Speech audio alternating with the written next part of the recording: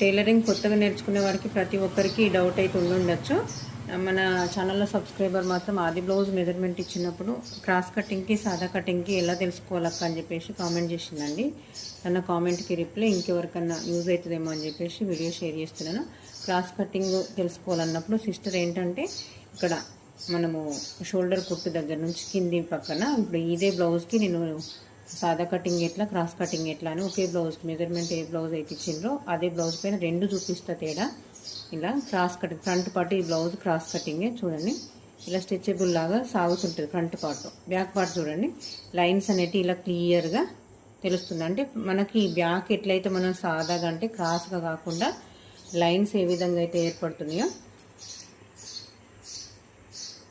చూడండి, ఈ లైన్స్ ఏ రకంగా అయితే ఏర్పడుతున్నాయో ఫ్రంట్ పార్ట్ కూడా సేమ్ యథావిధిగా ఇలానే వస్తుంది స్ట్రైట్గా. ఇది క్రాస్ లైన్స్ అవుతున్నాయి కదా, ఈ క్రాస్ లైన్స్ అనేటి కాకుండా క్రాస్ సాదా కటింగ్కి ఈ బ్యాక్ ఎట్లా వేస్తామో ఫ్రంట్ కూడా మనం కట్ చేసుకుంటాము ఫ్రంట్ కూడా అట్లనే వేస్తాం. క్రాస్ కటింగ్ మాత్రమే ఇలా క్రాస్ తీసుకుంటాం, లైన్స్ అనేవి క్రాస్ వస్తాయి. ఇలా మనం సాగుతుంటే ఇట్లా సాగిన మనం ఇట్లా లాగ్ గుంజి పట్టితే స్ట్రెచబుల్ లాగా సాగుతుంటుంది ఫ్రంట్ పార్ట్. ఈ బ్యాక్ పార్ట్ మాత్రం చూడండి ఇది సాగది.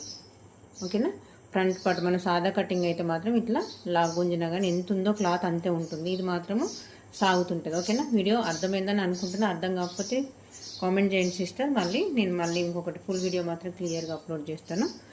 తను అడిగిన కామెంట్కి మాత్రం రిప్లై ఇచ్చినానని అనుకుంటున్నాను. ఇది బిగినర్స్కి చాలా బాగా యూజ్ అవుతుంది. వీడియో నచ్చితే లైక్ చేయండి, మరిన్ని వీడియోస్ కోసం మన ఛానల్ని సబ్స్క్రైబ్ చేసుకోండి. Thank you.